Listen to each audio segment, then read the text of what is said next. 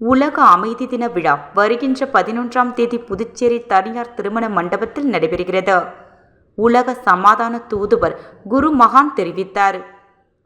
இது குறித்து உலக சமாதான தூதுவர் குருமகான் கூறும் பொழுது, 1918ஆம் ஆண்டு முதலாம் உலகப் போர் முடிவுக்கு வந்த பின் உலக நாடுகளுக்கிடையே நவம்பர் மாதம் 11ஆம் தேதி ஒரு அமைதி ஒப்பந்தம் கையெழுத்தானது. அதை முன்வைத்து ஒரு ஆண்டும் நவம்பர் 11ஆம் தேதி உலக அமைதி தினமாக அனுசரிக்கப்படுகிறது. போரில்லா நிலைமையை உருவாக்கி உலக மக்கள் அனைவருக்கும் அமைதி ஏற்பாடு வழிவகை செய்யும் வகையில் உலக மக்கள் அனைவரும் ஒரே நேரத்தில் ஒரு நிமிடம் அமைதி காப்பதன் மூலம் நேர்மறையான எண்ண அலைகள் உலகம் முழுவதும் பரவி இந்த அமைதியான மூலம் வெளிப்படும் மின்காந்த அலைகள் மனிதனை 4வது உணர்வு நிலையான ஆழ்நிலைக்கு கொண்டு சென்று உலக சமாதானமும் தனிநபரின் மனதை அமைதிப்படுத்தும் என்று தெரிவித்தார்.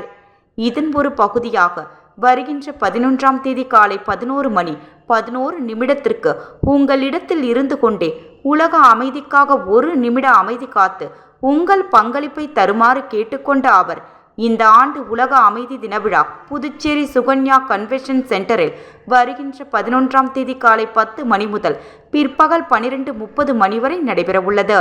இந்நிகழ்ச்சியில் புதுச்சேரி துணைநிலை ஆளுநர் கைலாசநாதன், முதலமைச்சர் ரங்கசாமி, கல்வி அமைச்சர் நமச்சிவாயம் உள்ளிட்ட அமைச்சர்கள், சட்டமன்ற உறுப்பினர்கள் பங்கேற்கிறார்கள்.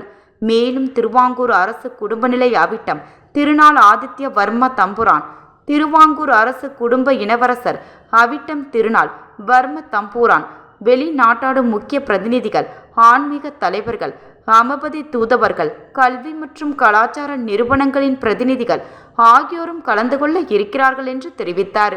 கல்வி குழுமத்தின் தலைவர் அரவிந்தன் உள்ளிட்ட முக்கிய நிர்வாகிகள் உடனிருந்தனர்.